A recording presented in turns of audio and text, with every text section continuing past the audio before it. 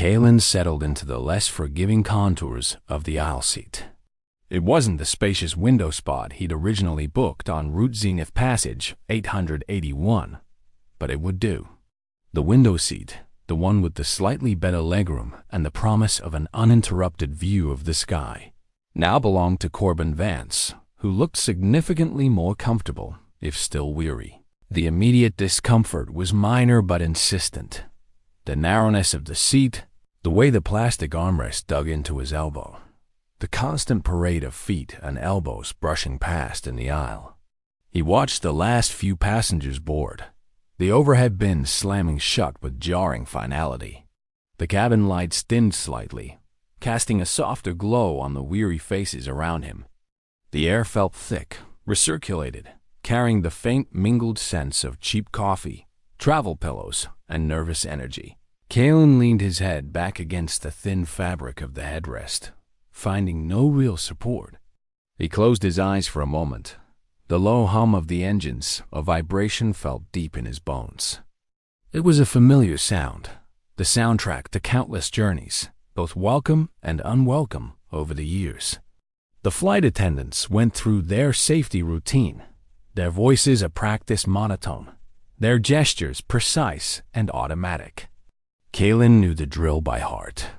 Buckle up, seat upright, tray table stowed, emergency exits, life vests. Had seen it 1,000 times.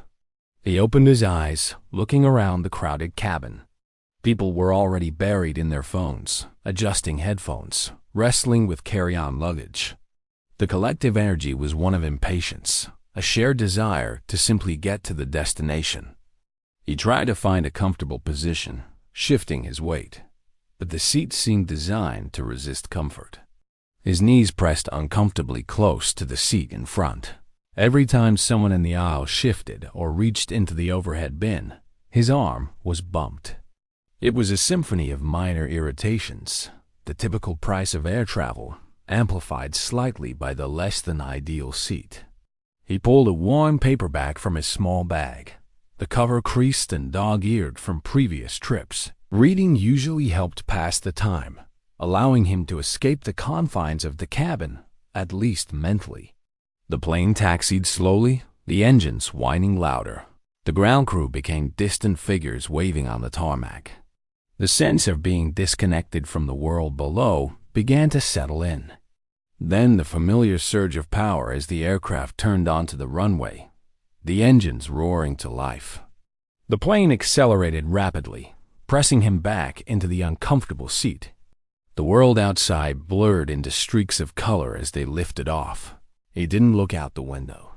There was no window for him to look out of anyway, just the beige plastic of the cabin wall and the narrow strip of the aisle.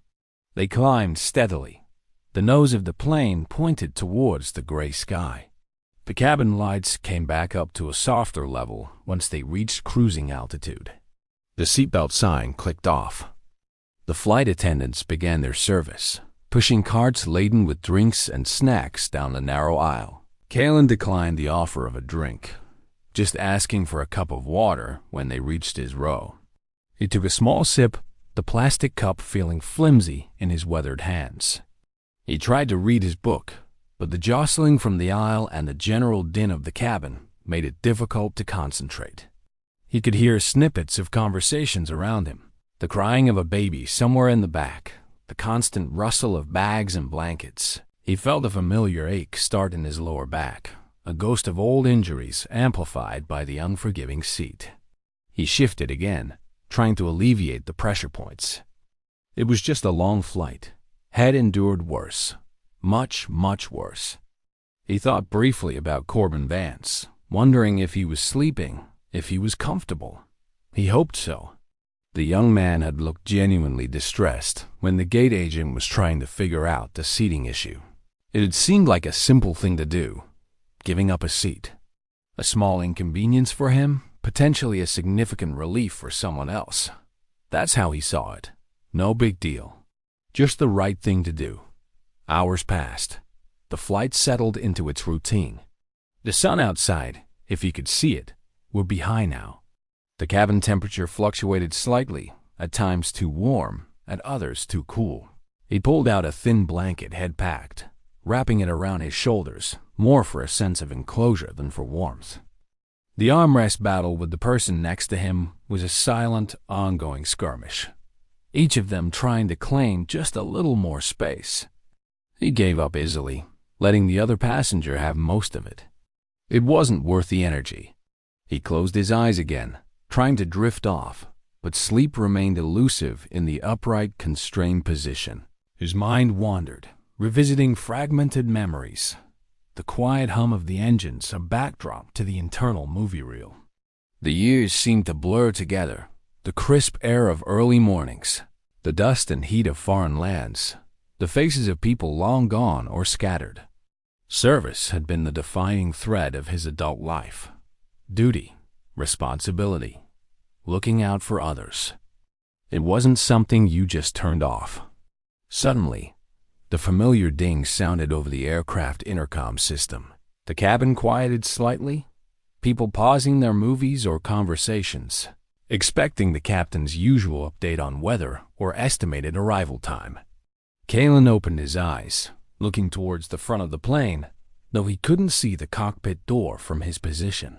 A voice came over the intercom, clear and steady. "Good afternoon, ladies and gentlemen. This is Captain Jareth Thorne speaking." Kalen recognized the professional, authoritative tone. He settled back, ready for the standard information. "Just wanted to give you a quick update," Captain Thorne continued. "We're currently cruising smoothly at 37,000 feet, making good time. We expect to arrive in passage slightly ahead of schedule, barring any unforeseen issues." A few murmurs of satisfaction rippled through the cabin. Punctuality was a rare luxury on long flights. However, the captain's voice shifted slightly, becoming a little warmer. "I wanted to take a moment for something a little different today." An expectant silence fell over the cabin. This wasn't the usual script. People looked at each other, curious. Kalen felt a faint sense of unease. Had something gone wrong?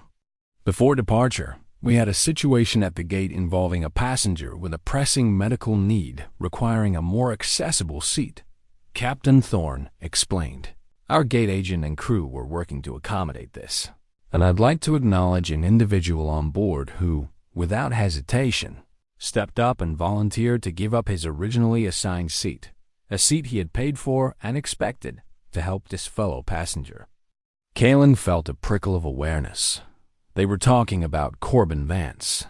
And about him? He shifted slightly in his seat, feeling a sudden, unwelcome wave of attention, even though no one knew who it was yet. This act of simple kindness, the captain's voice resonated through the cabin, made a significant difference to that passenger's comfort and well-being during this long flight. In the busy rush of travel, such selflessness can sometimes go unnoticed, but I believe it's important to recognize it. Captain Thorne paused for a beat. Kalen felt his cheeks grow warm. He hoped the captain would just leave it at that, a general commendation of the anonymous passenger's kindness. But the captain wasn't finished. When I was informed of this passenger's generosity, I also learned a little more about him. It turns out the gentleman who gave up his seat is a veteran of the United States Armed Forces. Callan's breath hitched slightly. He looked down at his hands, folded in his lap. He didn't want this. He just wanted to finish the flight quietly. Serving our country is a profound act of sacrifice. Captain Thorne's voice gained a deeper resonance. It requires putting the needs of others, the needs of the nation, above your own comfort and safety, often in the most challenging circumstances. This gentleman's action today, a small gesture on a crowded airplane, is a quiet but powerful reflection of that same spirit of service. Silence hung in the air, thick with anticipation. People were craning their necks, trying to see who the captain was talking about.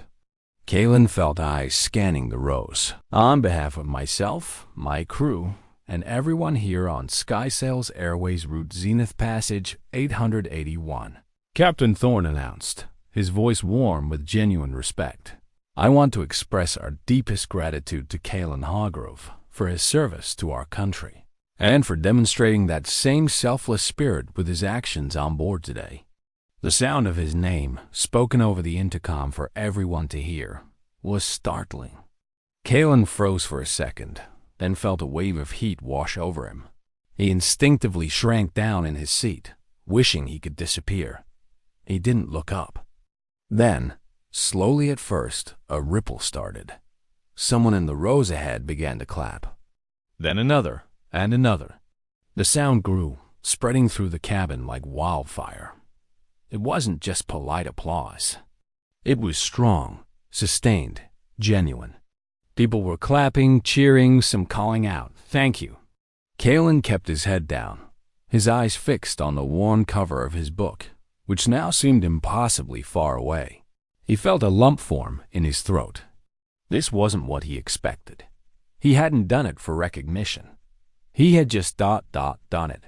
The sound of the applause was overwhelming, a physical force filling the confined space. He could feel the vibrations of it in the floor beneath his feet. He risked a quick glance up through his lashes. Heads were turned towards his aisle. People were smiling, some with tears in their eyes. The passenger next to him, the one he'd been silently battling for the armrest, was clapping vigorously, looking at him with a look of admiration. He didn't know what to do. Stand up? Wave? He was rooted to his seat, feeling exposed and profoundly humbled. He settled on a small, almost imperceptible nod of acknowledgement, still not meeting anyone's gaze directly. The applause continued for what felt like an eternity, a continuous roar of gratitude and respect. It was a sound he hadn't heard directed at him in this way before. Not like this, from strangers on a random flight. He glanced quickly across the aisle. Further down, he saw Corbin Vance looking back at him, a look of profound gratitude mixed with surprise on his face. Corbin nodded slightly, a silent thank you that felt more personal than the roar of the cabin. Kalen managed a small, genuine smile in return. Slowly, the applause began to subside, fading into a lingering buzz of conversation. People were talking about it, pointing him out discreetly. The atmosphere in the cabin had fundamentally shifted. The collective impatience and weariness had been replaced by a shared moment of unexpected connection and reflection. Captain Thorne came back on the intercom briefly. "Thank you, everyone. Now, please feel free to relax and enjoy the remainder of our flight. We'll be dimming the cabin lights shortly for those who wish to rest." The intercom clicked off. Silence, a different kind of silence now, settled back into the cabin. It wasn't the indifferent silence of tired travelers. It was a quiet filled with lingering emotion. Kalen remained in his seat, the warmth still in his cheeks. He picked up his book again, but the words swam on the page. He couldn't focus. He just sat there, absorbing the weight of the moment. The unexpected public affirmation of something he had always considered just a part of who he was. It was a lot to process. He felt a gentle tap on his shoulder. A gentle tap on his shoulder broke through the buzzing in his ears. Kalen flinched slightly, turning his head. A flight attendant, her face etched with a warm, genuine smile, was leaning towards him from the aisle. She was younger, maybe in her late 20s, wearing the standard SkySails Airways uniform. "Mr. Hargrove?" She murmured, her voice low so only he could hear over the fading hum of cabin noise. Kalen nodded, feeling the heat rise in his cheeks again. That was really something," she said, her eyes sparkling. "What you did, and what the captain said." She paused, her smile widening. "On behalf of the crew, thank you, seriously, for everything." Her sincerity was disarming. It wasn't the roar of the crowd, but a quiet, personal acknowledgement, and somehow that felt even more potent. Kalen managed a small, awkward smile. Just "Dot." "Wasn't a big deal," he mumbled, the phrase feeling inadequate even as he said it. The flight attendant shook her head gently. "It was a big deal to him," she said, glancing towards where Corbin Vance was seated further down the aisle, though Corbin was hidden from her view. "And it was a big deal to see." You don't. You don't see that kind of thing every day." She lingered for a second, her gaze holding his, a silent message of respect passing between them. Then, with another soft smile, she straightened up and moved on down the aisle, resuming her duties. Kalen turned back, looking ahead, but not really seeing. The cabin was still buzzing, the unexpected interlude having stirred people out of their long flight stupor. He could feel eyes on him, though less overtly now. People were stealing glances, whispering to their seatmates. He could hear snippets of conversation. The veteran ... gave up his seat ... He slumped a little deeper into the uncomfortable seat, trying to melt into the beige anonymity of the cabin. He didn't like being the center of attention. Never had. In the service, you worked as a unit. Any recognition felt collective, shared. This felt ... solitary and overwhelming. Why had the captain done that? It was so unexpected. Jarrah Thorne ... a good, strong voice. Spoke well. Kalen hadn't expected the announcement to pivot from a routine flight update to ... and naming him, using his full name. It felt surreal. He thought about the captain's words, putting the needs of others, the needs of the nation, above your own comfort and safety. And a quiet but powerful reflection of that same spirit of service. Was that what he had done? Gave up a seat. It seemed so trivial compared to the things the captain's words evoked. The long deployments, the sleepless nights, the moments of fear and adrenaline, the camaraderie forged in shared hardship, the quiet, heavy burden of responsibility for the lives of others. Giving up a seat felt like ... nothing. A reflex, really. Someone needed help. He could help. Simple as that. Yet, the captain and the people in the cabin saw something more in it. They saw the connection to something larger, something he carried within him, an ethos that didn't require a uniform or a mission objective to manifest. It was just ... how you were, how you tried to be. The applause, that roaring, sustained wave of sound. It wasn't for giving up the seat, not really. It was for the veteran part, the service, the sacrifice. He knew that. And that's what made it so difficult to receive. That sacrifice wasn't some abstract concept. It was years of his life, moments he replayed in the quiet hours, faces he would never forget. It felt deeply personal, almost sacred, and having it suddenly illuminated in the bright, public glare of a commercial flight felt ... strange, like holding something fragile and precious out in the open for everyone to see and touch. He picked up his book again, trying to create a barrier between himself and the lingering energy of the cabin. But the words was still a blur. His mind kept replaying the captain's voice, the sound of his name, the wave of applause. His chest felt tight. It wasn't sadness or even embarrassment anymore, but a profound sense of being seen, truly seen, in a way he hadn't anticipated or prepared for. He looked down at his hands. Weathered hands. The captain had called them in the synopsis he'd read online when booking the flight. Funny, he'd forgotten that detail until now. They were weathered, lines etched deep, knuckles a little thick from old breaks, the skin tough. Hands that had held weapons, dug trenches, offered comfort, saluted flags. Now, they just held a worn paperback, trembling slightly. The discomfort of the seat was still there, a dull ache in his back, the pressure on his knees. But it felt distant now, a minor physical annoyance against the backdrop of this unexpected emotional landscape. It was just a seat, a temporary inconvenience compared to sleeping in the dirt, or going days without a hot meal, or carrying 70 pounds of gear under a blistering sun. This was luxury. This seat, with its meager padding and intrusive armrest, was still on an airplane, 37,000 feet up, heading home. He thought about Corbin Vance again. He hadn't seen the young man after their brief exchange at the gate, hadn't seen him bored. He just trusted the gate agent would sort it out once he volunteered. Seeing him comfortable, even if still looking frail, was what mattered. That nod across the aisle. That felt like the real transaction. A simple human connection, needs met, gratitude exchanged. Clean. This public spectacle felt messy, complicated.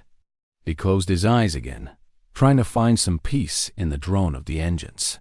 But his mind wouldn't quiet down. He wasn't just Kalen Hargrove, passenger in seat 27B. He was Kalen Hargrove, the veteran, the one who gave up his seat, the one the captain spoke about. The identity he usually carried quietly, almost invisibly, was now writ large across the cabin. He remembered moments from his service, flashes of images, sounds, smells. The intense focus of a mission, the shared laughter during downtime, the gut-wrenching moments of loss, the quiet pride of accomplishment. It wasn't just one thing. It was a tapestry woven from years of experience, shaping him into the man he was. And that man saw someone in need and simply acted. He felt another presence beside him. He opened his eyes. It was the passenger who had been sharing the armrest, a man with kind eyes and graying temples. He leaned closer, speaking softly. "Excuse me," he said. "Didn't want to bother you, but I just wanted to say what you did. That was incredibly decent. And thank you for your service. My father was a Marine." Kalen offered a slightly less awkward smile this time. "Thank you," he said, finding his voice. "Appreciate that." "Takes a certain kind of person," the man continued quietly, "to just ... step up like that. Especially when it costs you something, even just comfort." He gestured subtly at the seat. "Most people wouldn't think twice about keeping what they paid for. It says a lot." Kalen didn't know how to respond to that. He just nodded. "We do what we can," he said, the old, ingrained response surfacing automatically. The man smiled warmly. "Yeah," he said, nodding slowly. "You do." He settled back into his own seat, leaving Kalen once more with his thoughts. But the interaction had softened the edge of the earlier overwhelming public display. This felt manageable, human scale. A few minutes later, another flight attendant, a different one this time, approached his row. She wasn't smiling broadly like the first, but her expression was respectful. "Hargrove," she said professionally. "The captain asked me to bring you this." She held out a small sealed envelope. It was plain, white, with the SkySails Airways logo faintly visible.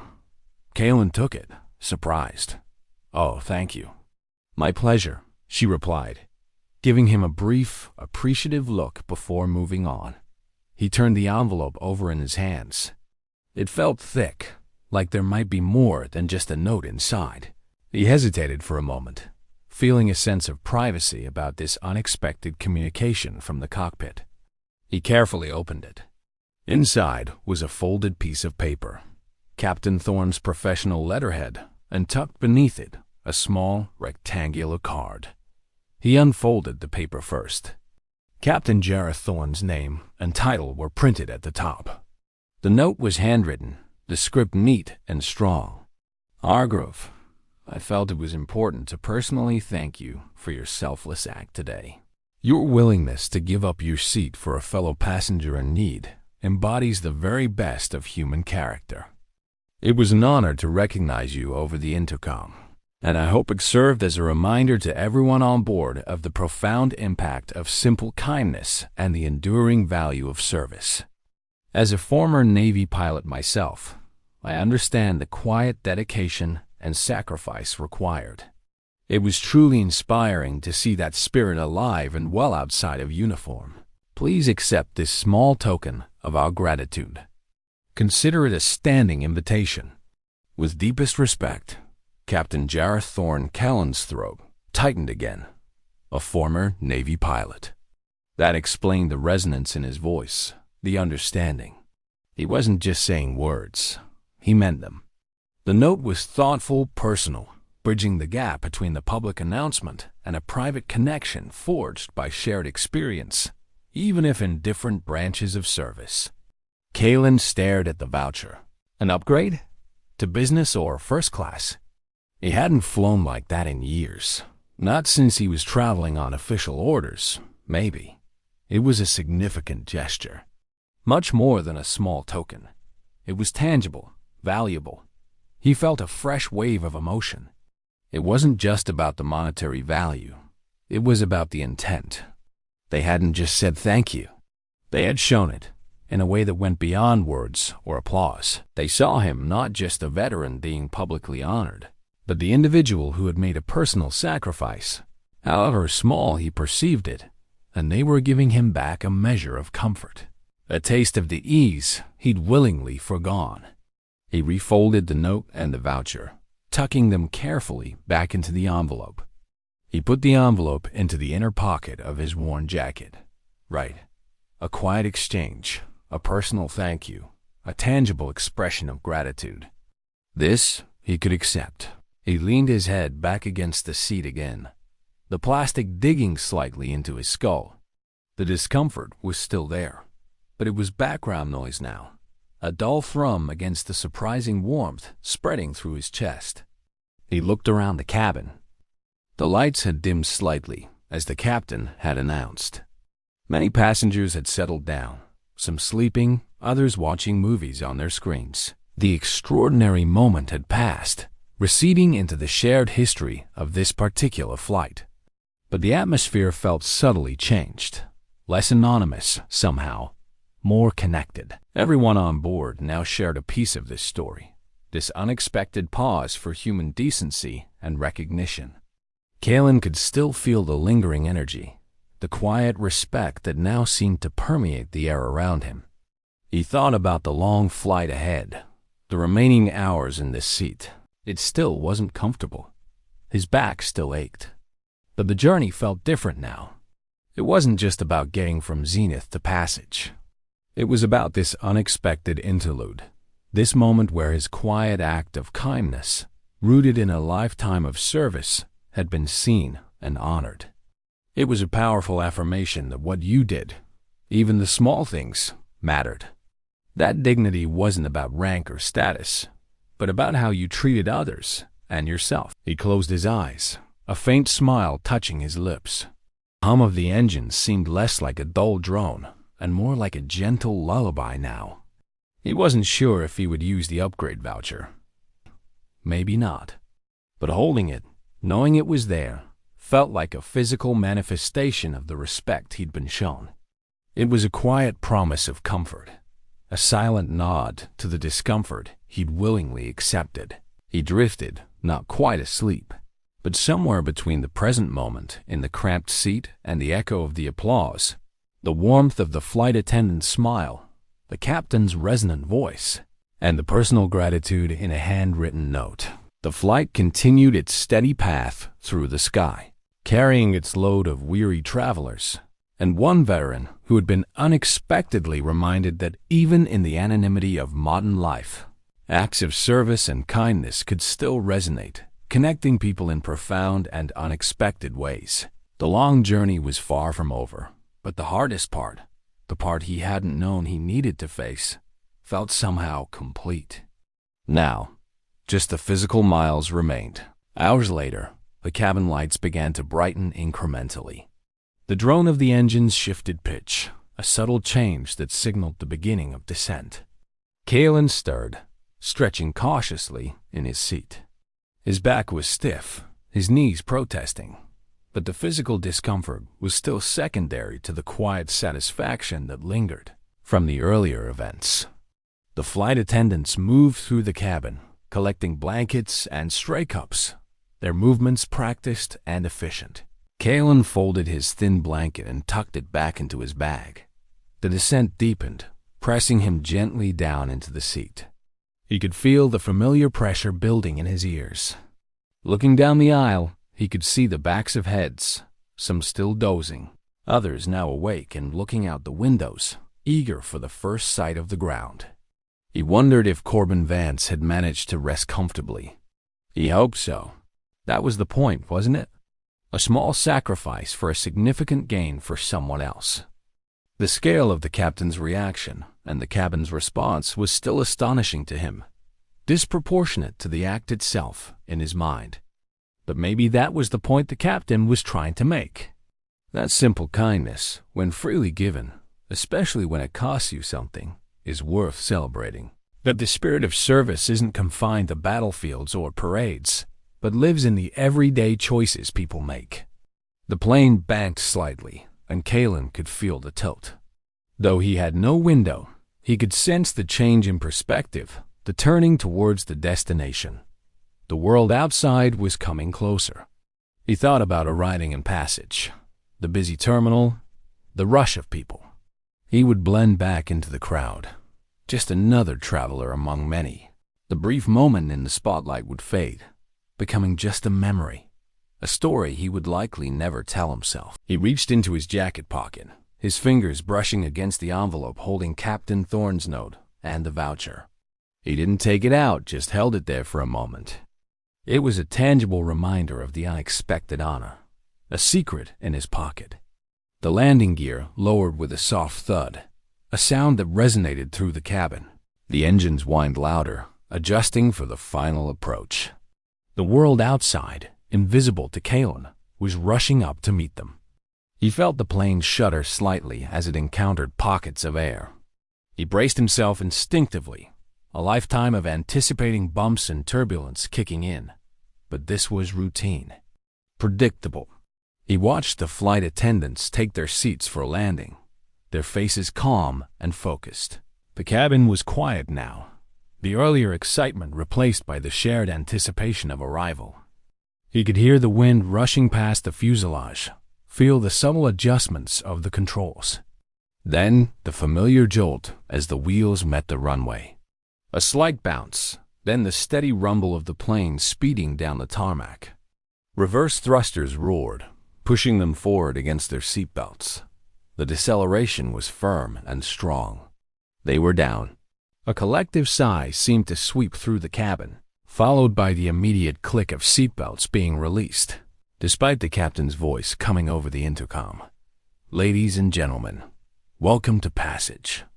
Please remain seated with your seatbelts fastened until we reach the gate and the captain turns off the seatbelt sign." People, of course, ignored this, standing up, reaching for the overhead bins. The usual impatience. Kalen remained seated, waiting. There was no rush. His back ached more now, after the long hours in the cramped position. He flexed his fingers, massaged his knees. He looked up the aisle. People were already beginning to shuffle forward. He had an aisle seat, which meant he could get out easily. But he would be among the first to face the crush of deplaning passengers. He didn't mind. He was here. The journey was ending. As the plane taxied towards the gate, he saw Corbin Vance stand up a few rows ahead. He looked tired, but the discomfort seemed less acute than it had at the gate. Corbin stretched carefully, then turned his head, scanning the rows behind him. His eyes met Kellen's. A genuine, grateful smile spread across Corbin's face. He gave Kalen a clear, deliberate nod, holding his gaze for a moment longer this time. It was a silent, powerful acknowledgement, a final thank you. Kalen returned the nod, a small, warm smile on his own face. This was it, the quiet, personal connection that mattered. Corbin turned and joined the queue forming in the aisle. Kalen watched him go, a sense of quiet satisfaction settling over him. He hadn't done it for the applause or the voucher or the captain's kind words, however much they had touched him. He had done it for that, for the sight of someone in need being helped, for the simple human exchange of gratitude. He waited patiently as the aisle filled and began to move forward. The discomfort of the seat was forgotten now, replaced by the anticipation of stepping back onto solid ground, of returning to the rhythm of life outside the confines of the aircraft. He was just Kalen Hargrove again, a veteran on his way home. But somehow, after this flight, that felt like enough, more than enough. The aisle began to clear in his row. It was almost time to stand up. Hours later, the cabin lights began to brighten incrementally. The drone of the engines shifted pitch, a subtle change that signaled the beginning of descent. Kalen stirred, stretching cautiously in his seat. His back was stiff, his knees protesting, but the physical discomfort was still secondary to the quiet satisfaction that lingered from the earlier events. The flight attendants moved through the cabin, collecting blankets and stray cups, their movements practiced and efficient. Kalen folded his thin blanket and tucked it back into his bag. The descent deepened, pressing him gently down into the seat. He could feel the familiar pressure building in his ears. Looking down the aisle, he could see the backs of heads, some still dozing, others now awake and looking out the windows, eager for the first sight of the ground. He wondered if Corbin Vance had managed to rest comfortably. He hoped so. That was the point, wasn't it? A small sacrifice for a significant gain for someone else. The scale of the captain's reaction and the cabin's response was still astonishing to him, disproportionate to the act itself in his mind. But maybe that was the point the captain was trying to make. That simple kindness, when freely given, especially when it costs you something, is worth celebrating. That the spirit of service isn't confined to battlefields or parades, but lives in the everyday choices people make. The plane banked slightly, and Kalen could feel the tilt. Though he had no window, he could sense the change in perspective, the turning towards the destination. The world outside was coming closer. He thought about arriving in Passage, the busy terminal, the rush of people. He would blend back into the crowd, just another traveler among many. The brief moment in the spotlight would fade, becoming just a memory, a story he would likely never tell himself. He reached into his jacket pocket, his fingers brushing against the envelope holding Captain Thorne's note and the voucher. He didn't take it out, just held it there for a moment. It was a tangible reminder of the unexpected honor, a secret in his pocket.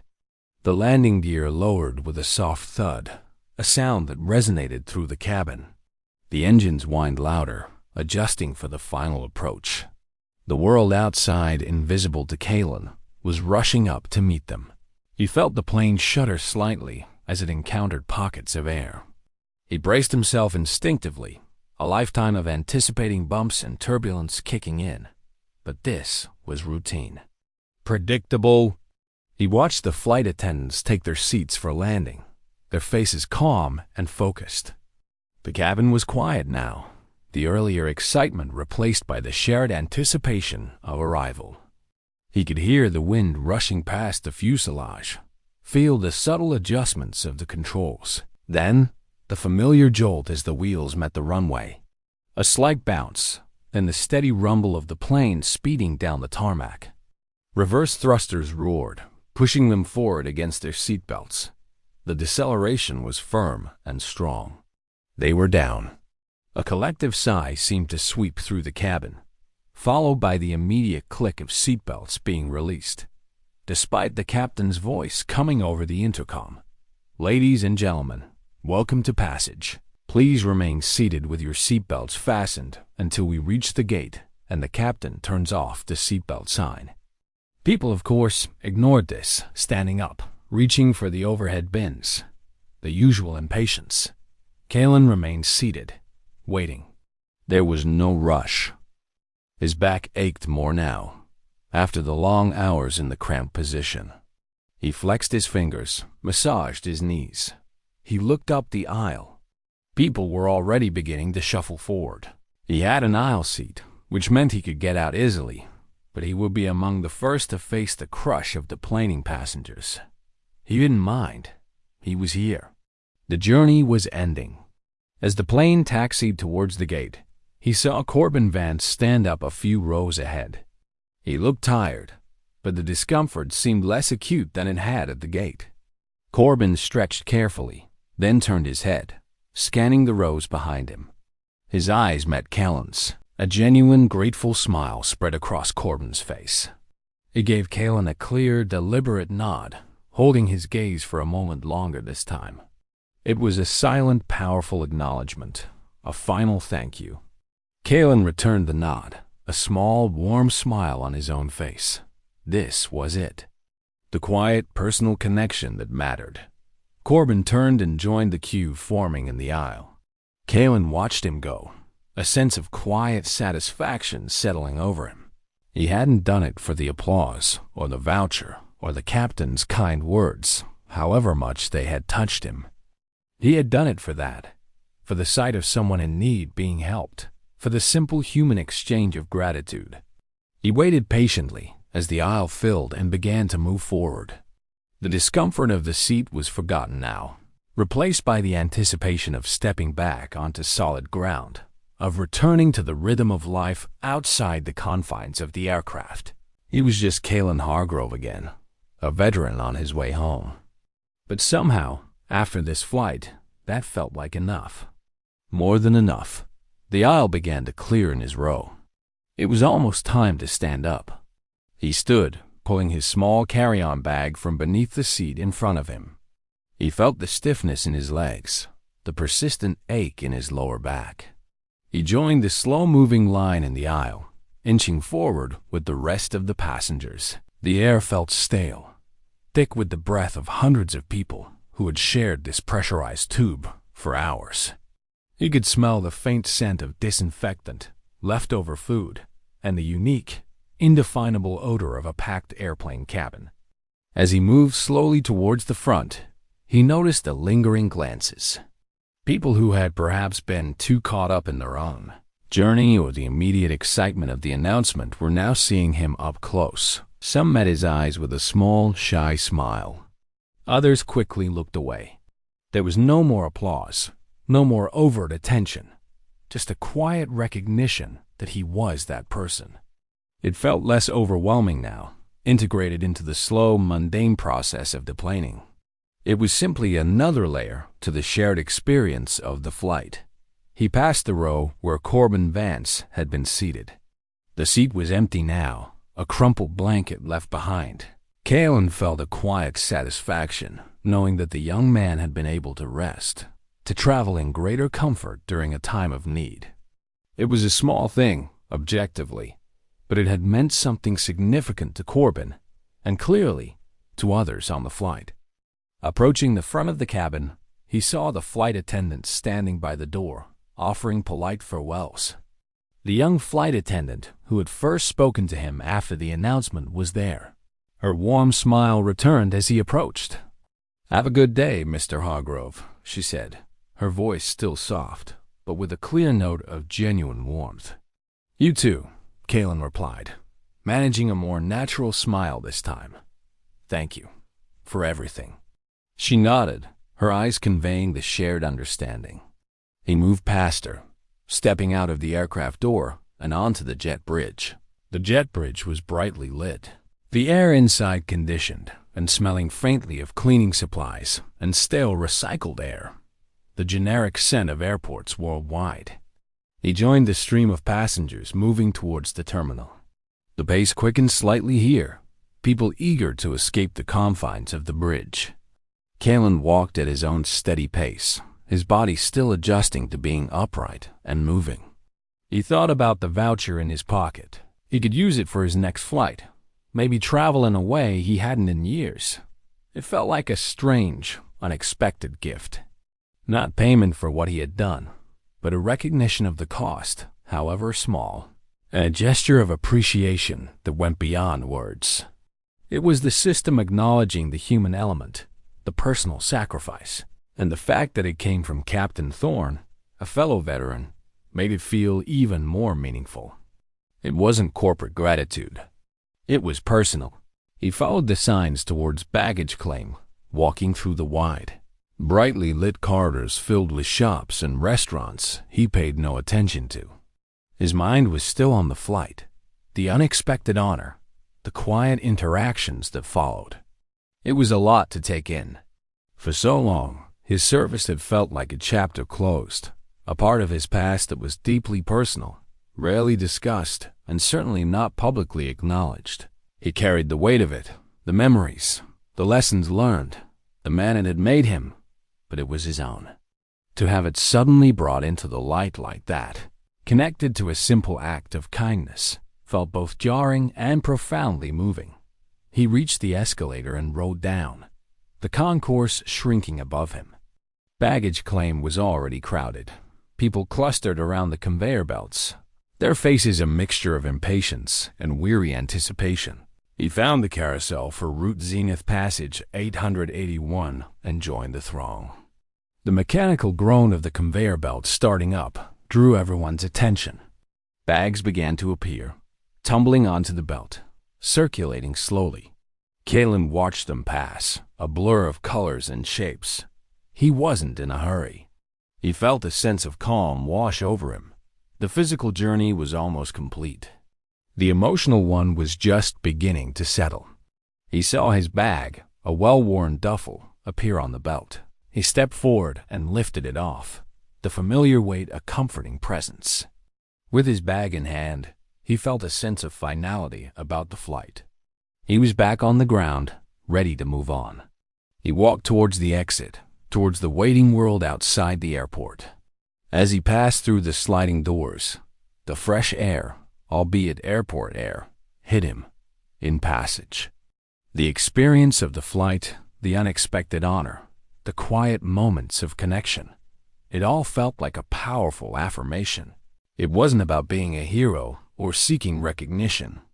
It was about doing the right thing, even when no one was looking, and finding that sometimes the world does notice. That quiet acts of service, rooted in a deeper ethos, still have the power to resonate, to connect people, to remind everyone of the enduring value of kindness and sacrifice. He walked out to the curb, looking for a taxi or a rideshare. The sun was setting, casting long shadows across the pavement. The city of Passage stretched out before him, a new destination, a new chapter. The journey from Zenith had been more than just miles traveled. It had been a journey inward, a reminder of who he was and who he continued to strive to be. The ache in his back was still there, a dull reminder of the uncomfortable seat, but it was a small price to pay for the unexpected gift of feeling seen, truly seen, and appreciated. He took a deep breath, the air filling his lungs. He was ready. If this story resonated with you, please consider subscribing or liking to support more stories that highlight the quiet dignity of service and the profound impact of human kindness.